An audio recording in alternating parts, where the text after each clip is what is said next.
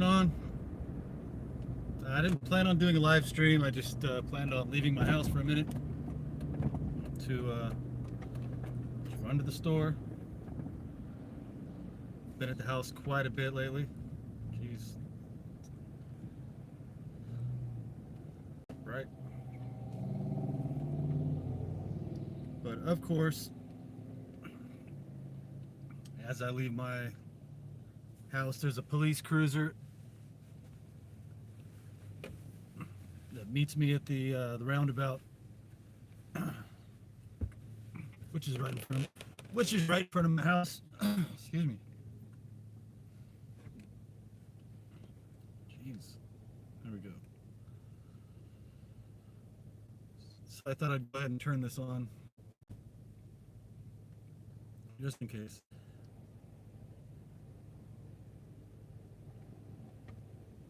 And of course, the first store that I went to, they just happened to be out of the thing I was looking for. That happens a lot, more than you would think.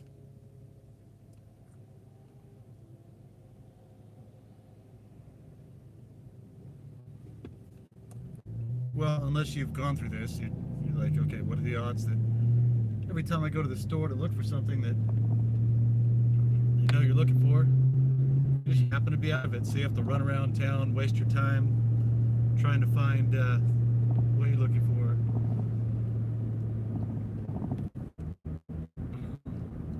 So I was watching this YouTube video earlier with George Webb. So I kind of have some history with George Webb, not with him personally, but with his brother, David George Swigert, who was a big part of the stalking harassment that I went through.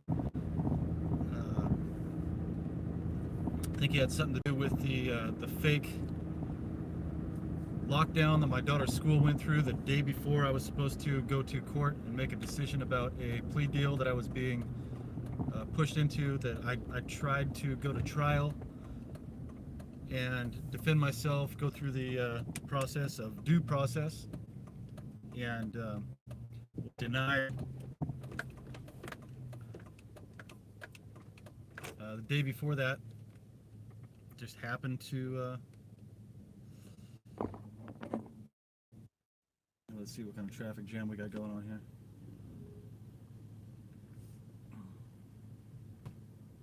Oh, of course they got little kids here. And then of course I'm gonna turn.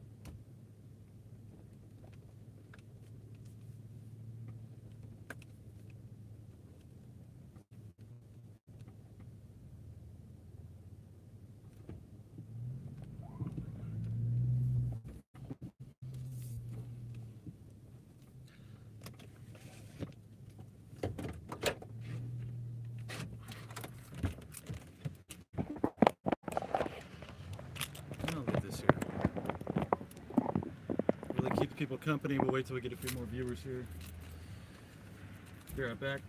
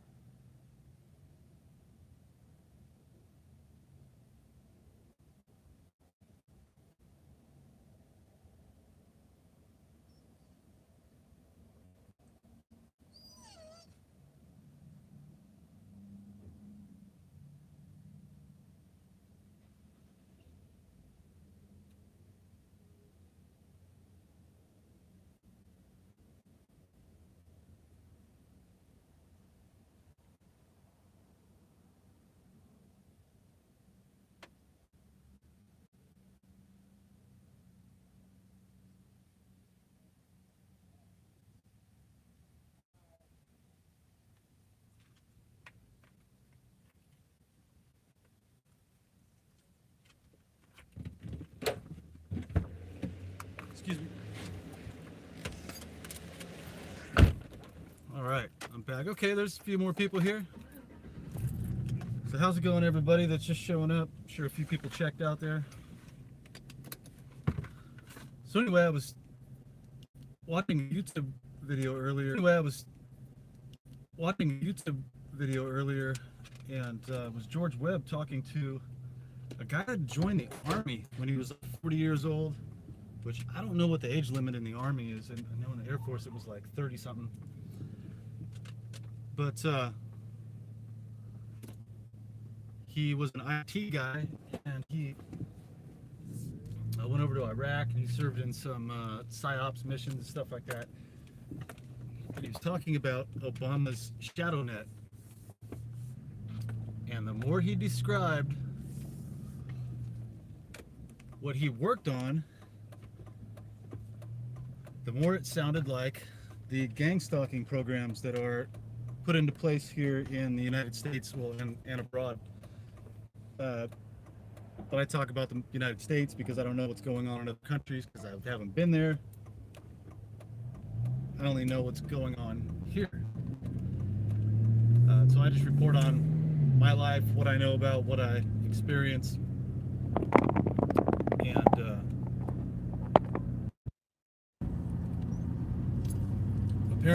apparently there was something called Obama Shadow Net.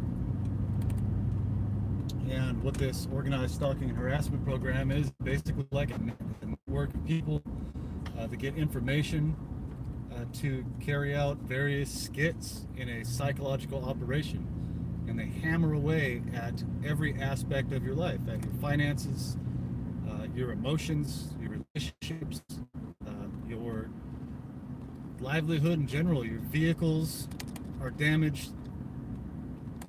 Basically want everything in your life to go wrong that can go wrong.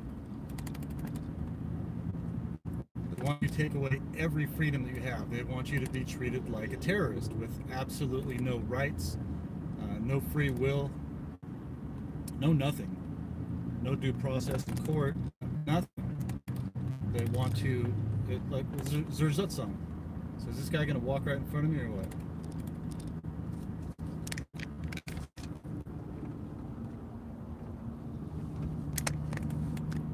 There's that song in Germany where it was just complete deterioration, erosion of a person's life. What are these people doing?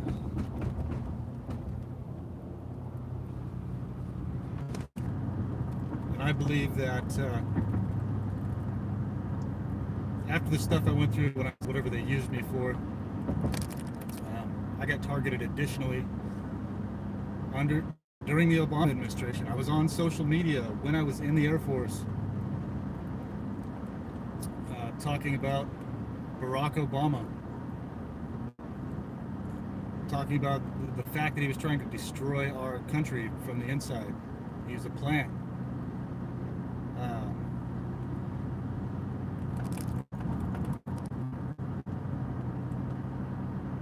Things got really weird for me after that.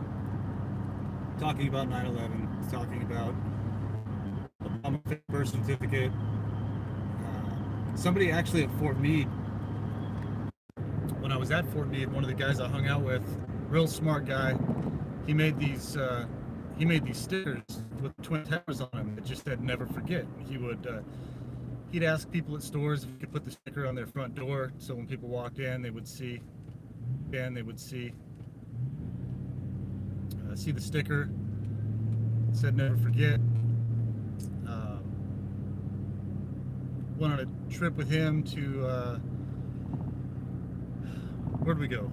Ocean City. Hung out, talked about work, studied together.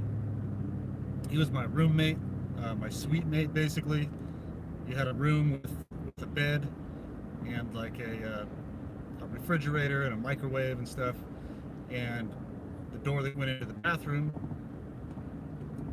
Well, you shared a bathroom. There was two rooms, like the room I was just explaining, and then another room on the other side of that. Me and that guy got along fine. Half the time the door was open through the bathroom, so it was just kind of like we lived in an apartment together. his girlfriend moved here actually from Brazil. He ended up marrying her, Patricia. She didn't speak any English when she moved here, and then she actually hung out with my family when they came to visit me.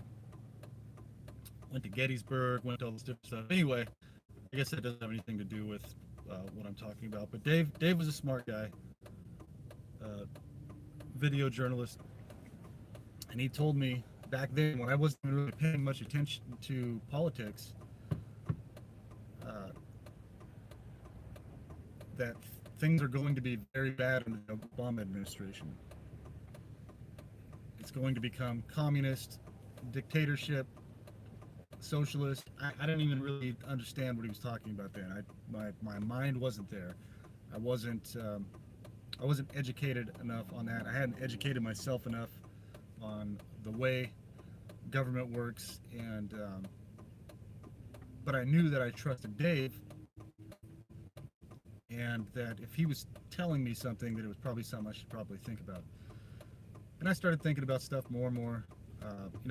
We were at the base where one of the largest NSA facilities are in the United States, at Fort Meade, Maryland. Uh, and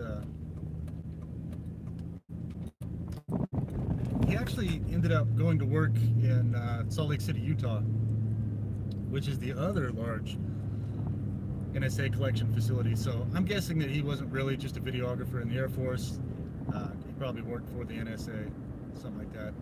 Regardless, he might have known what was going on, and he was right. And I think some of the ways that they do, some of the ways they do these things, like say somebody that has a high security clearance that wants to disseminate some information to the public, they will find an empowered individual like myself, somebody that's, I say have no fear, but a lot less fear than a lot of other people have. People that are outspoken, that don't like to be pushed around, that don't like corruption. They will plant seeds in those people's heads to get them activated, basically, to activate their thought process, and get them to start thinking, kind of like QAnon does with the questions that they ask the public on QAnon.pub. I'm thinking that might have been the scenario there. Who knows? Could have been a coincidence, but the more I understand how a lot of this stuff works, that seems to be more of the plausible answer to that question for me. So thanks, man. I appreciate it. I might not have woken up. I might have just thought that I was going crazy, and then I wouldn't have ever understood what was going on. So I completely understand what's going on now. I understand how these people attack me, why they have, and I just have to be strong enough and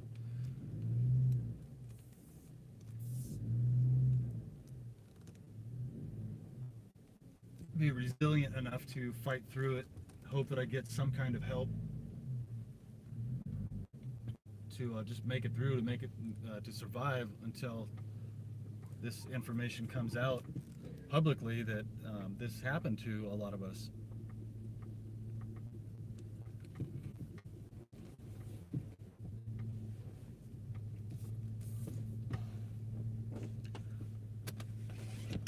But anyway, this guy, this whistleblower that was 40 years old, joined the army. Well, he wasn't a whistleblower then. He became a whistleblower when he realized that these weaponized systems were being used against the president, against American citizens that supported the president or his type of thinking, his way of thinking. And he's come out with a lot of really good information. It's not like he's watching some kind of YouTube channel and came up with this information. He lived it. He saw it. He um, he said something, and it sounds like he's gone through some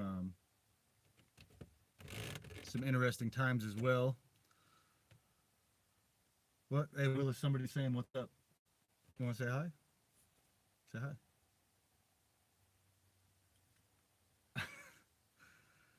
Willis said hi. Say hi, man. So, uh, I'm really thankful for that guy. And he was on George Webb's YouTube channel, which, okay, I'm back. It cut out there right when I started talking about George Webb. Um, so he was on George Webb's YouTube channel, and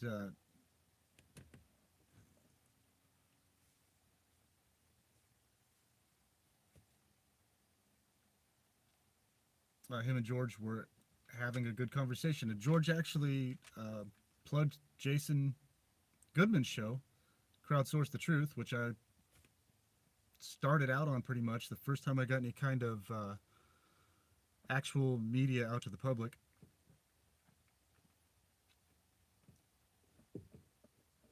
And it looks like George and Jason are on good terms now, which that's awesome because the people that are trying to bring the truth out get psyoped, get broken apart, get divided, and that's really good to see.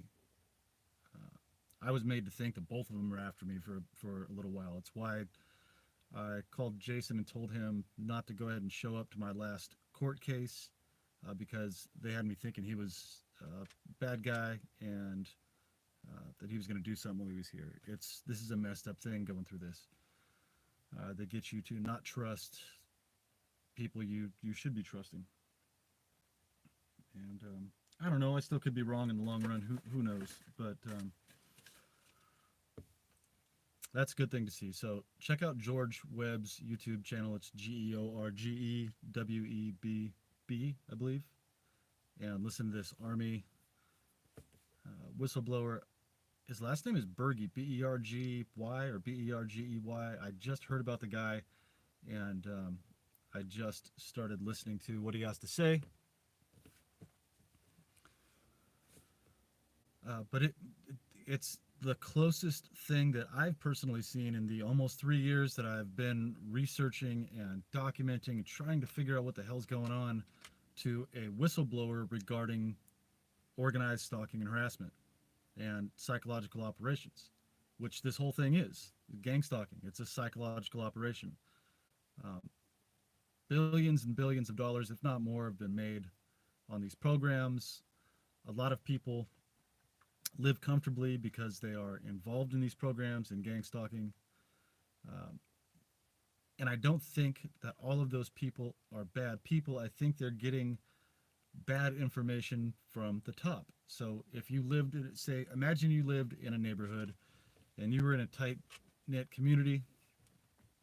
Say you were a patriot. Say you were um, a nationalist, just somebody that cared about your country in general. And you have some FBI agent or CIA or somebody with a lanyard, the badge that says, I'm important. And they come to your homeowners association meeting and they lie to you, which a lot of them, that's what they get paid to do. Um, Not all of them. Like I said, it's compartmentalized. There are people out there in the field doing a good job. They're good people. But they have people that are domestic terrorists, and they go in to go after a target through their community. Imagine if one of those people showed up to a group of people that live in a neighborhood and they say, hey, listen, we've got this program. You can earn extra money. You can keep your neighborhood safe. We've got bad guy that has done X, Y, or Z, fill in the blank, which is part of the slander campaign. And those people trust that information. They trust that intel. And then they take part in this program, which the things they do are pretty small, minimal.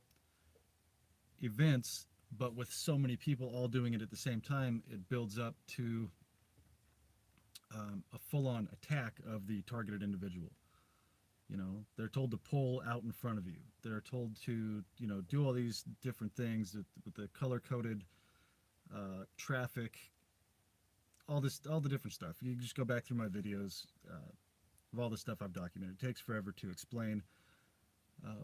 And these people do one job duty basically for these people, and in their head, that's all that's happening to you. That one little thing they did. They don't realize that it's one after another, after another, after another. Neurolinguistic programming that they don't even realize is neurolinguistic programming. They're just told to say this. Get on their phone, read the statement, make sure they say the thing in line at the store. They have no idea what it means, but to you, you understand what it means because it's repeating the conversation that you just had in your home, or something you were researching on the internet, a video you were listening to, whatever the scenario is. They don't know the bigger picture. They only know their compartmentalized job duty that they are carrying out because they think that they're helping their country or keeping their community safe. So one of the things this whistleblower said that really got my attention, because I've talked about this over and over and over, some of the active shooters are manufactured. Amazing Polly's talked about this. She explains it much better than I do. Investigates much better than I do. She's more organized than I am to explain a lot of this stuff.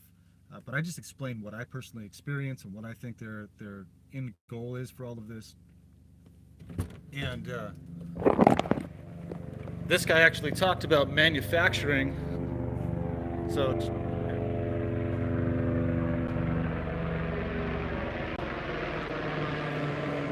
manufacturing active shooters, pushing people to the point to do this, where they're isolated, they have no hope,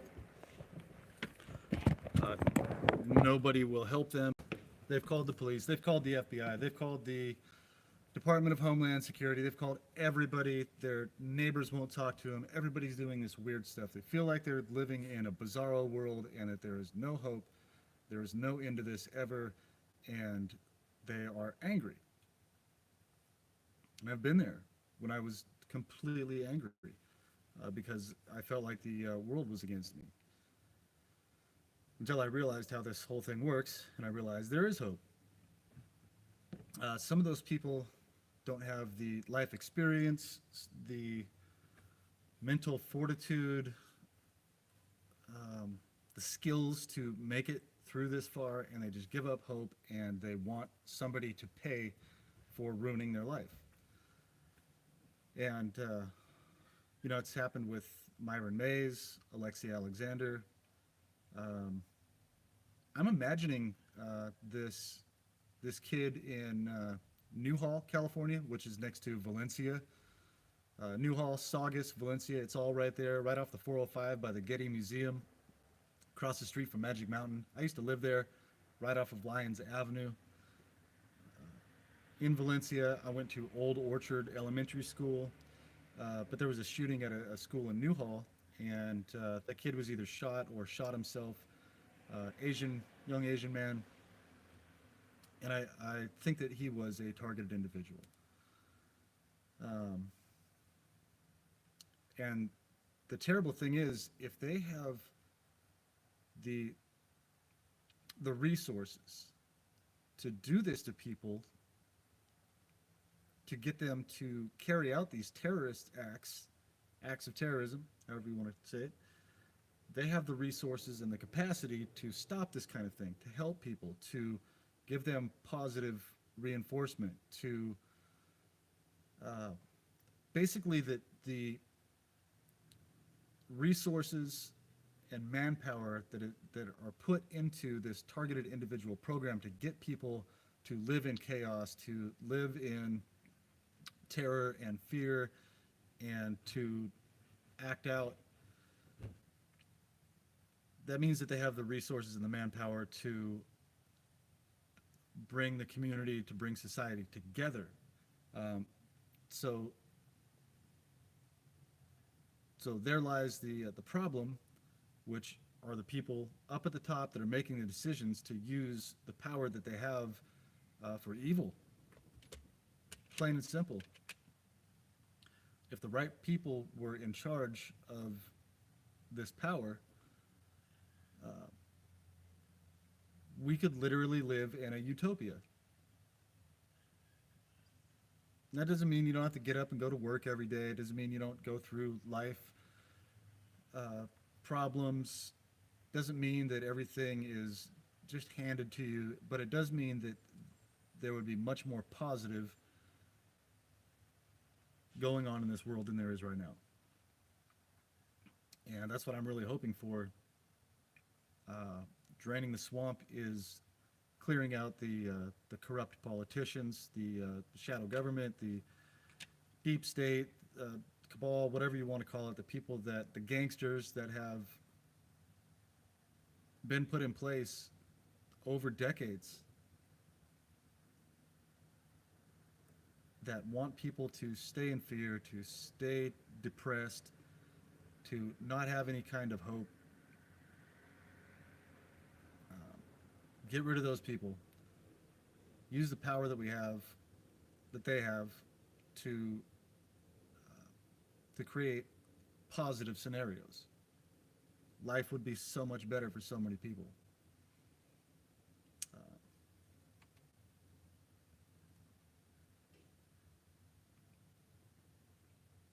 yeah, so check out this guy Berge on George Webb's channel. Check him out on Crowdsource the Truth. I haven't even watched the Crowdsource the Truth interview yet. I saw him originally on some other channel. I don't even know who the journalist was, but I think who shared that with me? Jeanette Moore. She's we follow each other on Twitter. She's a targeted individual, as far as I know, um, and she shared that with me. And that guy is literally the whistleblower that we need, that we really need to prove that so much time, effort, energy, capital has been spent on tearing apart and dividing our country and keeping us in chaos. That that guy right there is very, very, very important. He needs a security detail. He needs to be under constant surveillance from the good guys to make sure that nothing happens to him. What's up, buddy? What's going on? Do you agree? Okay. What's up? You trying to give me a kiss? Thanks, man. Willis knows that I'm doing the right thing. All right, let me check out some of these comments. Wow, there's a lot of them. All right, I'm just going to go through. Sorry if I miss anything. Twitter just, Deborah Kovacs says that Twitter just said I was online. I'm not getting any of your notifications at all. Anyway, nice to see you. Nice to see you too. Um, I stopped getting notifications from all kinds of people that I follow. I have to go directly to their Twitter page to see what's going on. I have to go directly to people's YouTube pages. I don't get my notifications. Um, it's complete censorship and keeping people from forming groups, from staying connected.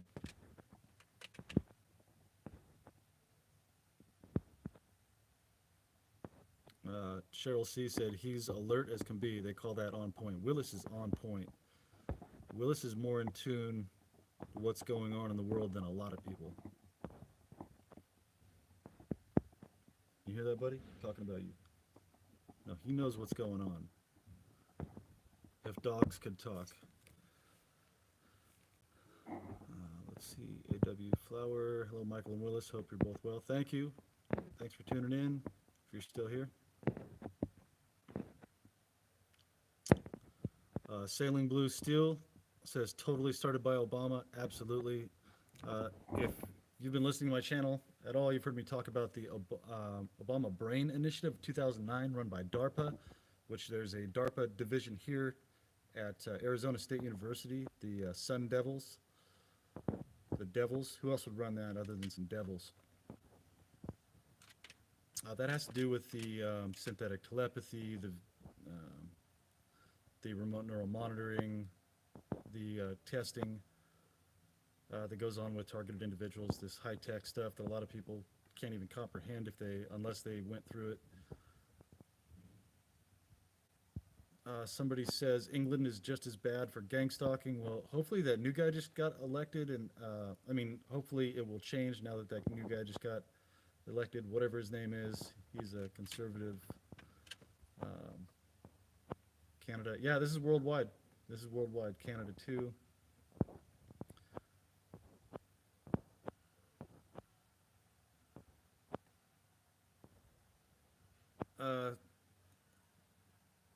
Indy, I don't know how to say that. New York asked if I've ever heard of Scott Snitzer. Yeah, I've heard of Scott. Listened to a lot of his videos. Not for a while, I haven't though.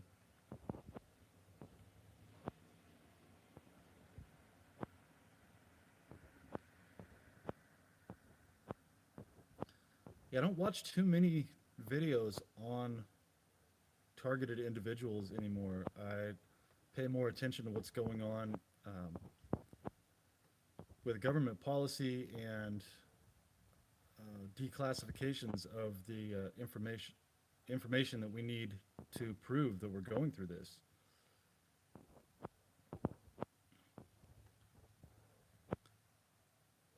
Let's see. Somebody says hi from New Zealand. TJ Antipas. How you doing from New Zealand? My Aunt Carol lives in New Zealand. I haven't not talked to her in a while. She was like one of the relatives that I liked a lot. I was in San Jose with a bunch of my friends at a hockey game, and we were young. I think we were still in high school. We got kicked out of our hotel. Everybody was being too loud, and I showed up at my Aunt Carol's house, called her at like midnight, 1 o'clock in the morning, and said, hey, I've got a bunch of friends with me. And she said, well, bring them over. They can all sleep on the floor at my house. And that night, actually, she told me, Michael, you're gonna be famous someday. You're gonna be a millionaire. And I was like, I appreciate it. I think you just had a couple glasses of wine though, and I don't know. It was just nice to get some positive reinforcement from a family member. But it was weird that she moved to New Zealand. It was like she was trying to get away from the rest of the family.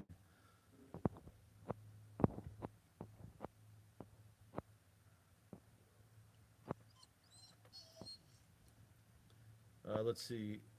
Justice League 2 AF says, yes, Michael, that began, you and I know, under Bush, then Obama, with FBI, law enforcement, called up vigilante eagle Janet Napolitano, calling us vets domestic terrorists.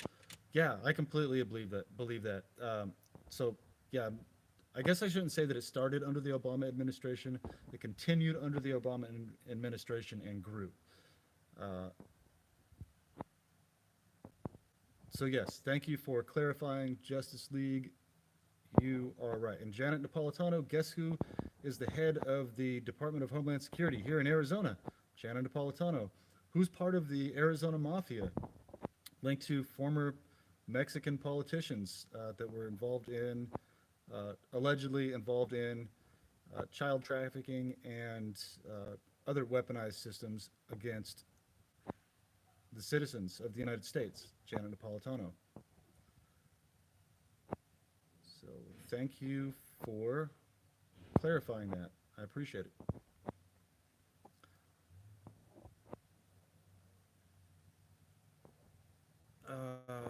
Tabitha Jennings says, stay strong. Remember, you are a threat to someone very powerful. Don't stress over this and hold your head up high.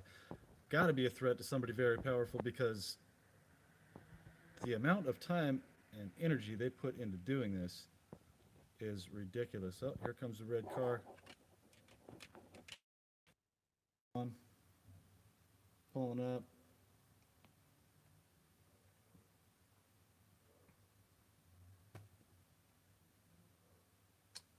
Let's see. This one says, if people stare at me, oh, here.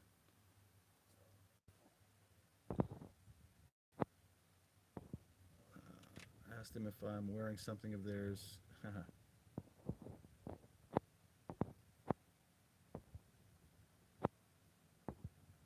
Justice League said, I sent this on to my friend Karen K. Stewart as she sent me casework she has against the powers that be.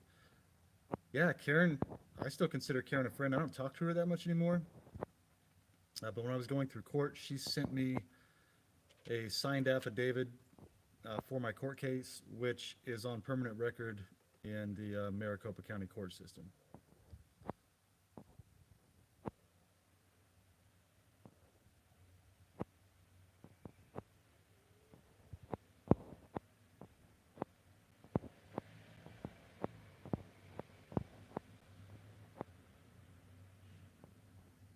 A.W. Flower says, we have been conservative for years, sadly. I don't know what that means.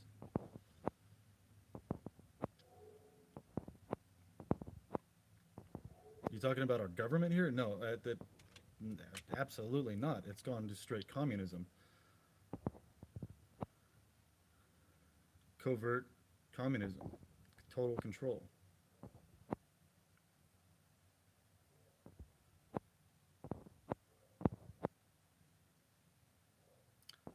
Uh, I live here. Where? Let's see. A.W. Flower. Where exactly do you live? If you're still here watching, where exactly do you live? Well, not your address, but what state? What part of that state do you live in? Because there are clusters of liberal towns. There are clusters of conservative towns. Um, Places that are posing as conservative areas that are not conservative at all. They're completely liberal. And Tori Bolden, hey man, how you doing? I love you too, buddy. If you're still here, good to see you.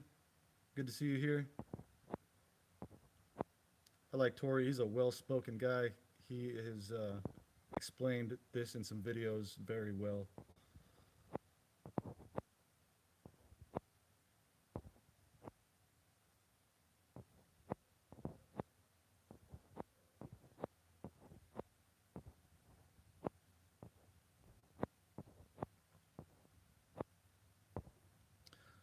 Somebody right here said, let's see, Korean P. Hood says, now all of the foot soldiers know what they are doing. Yeah, and some of them are probably going, wait a minute, this isn't what I signed up for. I've seen a change in their demeanor. Not all of them, some of them love it. Some people have come to the realization of what they're doing now that enough information's gotten out, that they got lied to, duped as well.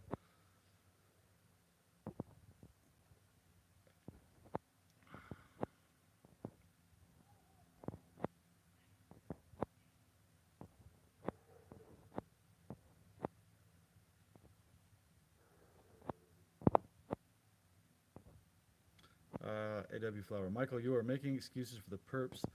It states in their rule book that they conscript people who have very dubious morals. Okay. I'm just saying there's a lot of people involved in this. And I know that if somebody would have come to, say I was working for the fire department, right? And somebody came to our station and they said, hey, we need help going after a bad guy. I'd probably do something about it if I didn't understand what was going on with this whole program. That's all I'm saying. It's compartmentalized. Some people are terrible people. Some people get tricked into doing things that they don't understand. And that's it. It's compartmentalized.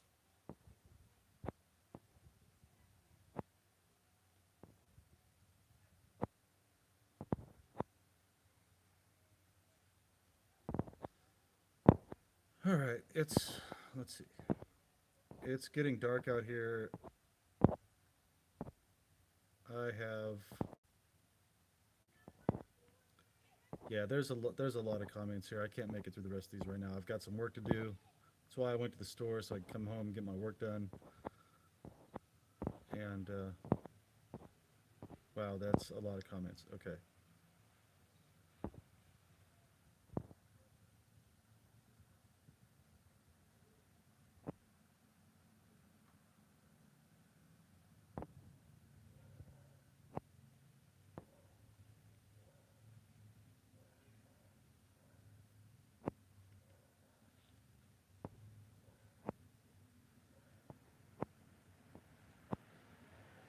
Sailing blue steel right here. Yeah.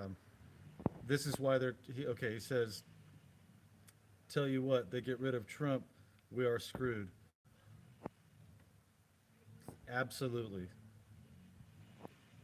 It will immediately get so much worse if they get rid of him. Um, it will be terrible. Let's hope they don't do that. There's a possibility they could impeach him. I don't. They didn't do that today, did they? Hopefully not. What'd they vote on today? But if they did, he has a chance. If they do, he has a chance to run in 2020 again, which he will win by a landslide, no doubt about it. Um, I mean, imagine the people that voted for him before they knew what he was going to do, and now he's spent 3 years doing everything that he said he was going to do. His fan base has doubled. There's no hope for anyone. Uh,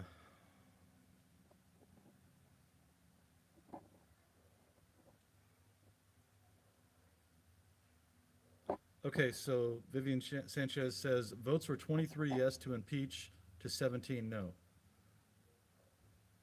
Okay, so what does that mean for us?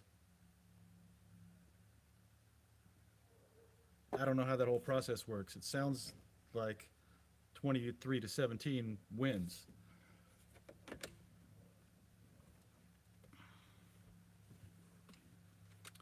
Let's see this thing was still. They get rid of Trump. There's going to straight up. Wait, they get rid of Trump. They're going to be straight up murdering people. Yeah, that's a big possibility, which is why they wanted to disarm a lot of us. So it says the trial to Senate. So it goes to an impeachment trial in the Senate. Okay, okay, so that I think actually is a good thing. I've talked about bait and lures, and QAnon talks about how the target was is the Senate. So I think that they. Okay, good. Thank you for helping me with that. I appreciate it. I think they wanted him to go into an impeachment trial with the Senate. Basically,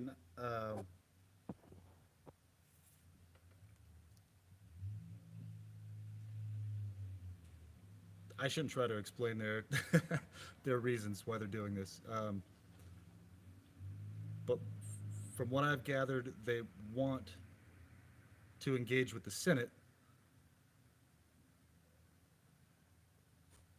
Okay, should happen in January. Oh, okay. Somebody was explaining to me that January 12th would be a big day.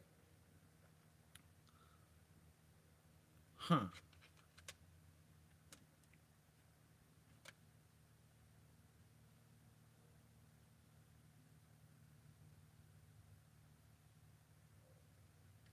Uh, oh, it's you misunderstood me. Okay, I about what? I'm not sure. But anyway, I think that their goal to help drain the swamp, to take out some of the deep state, was to get the Senate in that position to try to impeach him, to basically make them show their cards, to make them show in court what they're guilty of, treason, and that shouldn't end well for them. So, all right, well, let's see. We've got red car pulling up, white car pulling up. That never happens. I'm gonna go ahead and go in. It's been good talking to all of you, interacting, trying to figure this whole thing out.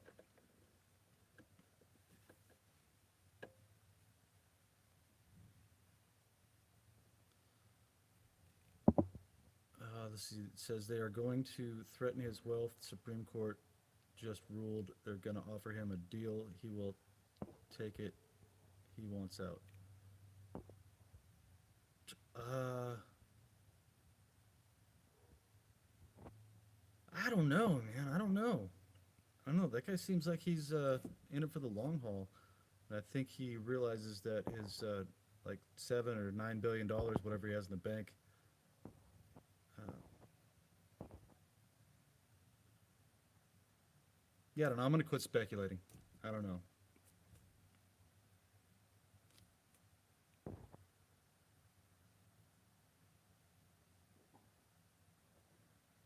Republicans own the Senate. Well, there's bad guys on both sides.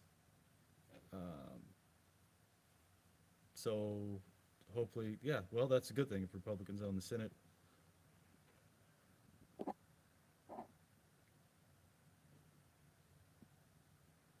Anyway, all right. Everybody have a good night. I'm really gonna go now. That was good chat. Talk to you soon.